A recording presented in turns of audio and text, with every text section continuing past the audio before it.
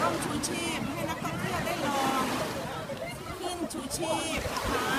แล้วก็ได้เหินฟ้าได้ชมทะเลที่สวยงามของเมืองไทยนะคะ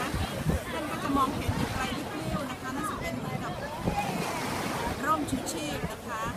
ทุกคนก็สนุกสนานมีความสุขนะคะนักท่องเที่ยวมาเยอะแยะเลยส่วนมากก็จะเป็นนักท่องเที่ยวจากประเทศจีนนะคะตอนนี้ก็เรือลำนี้กำลังจะมุ่งสู่แพ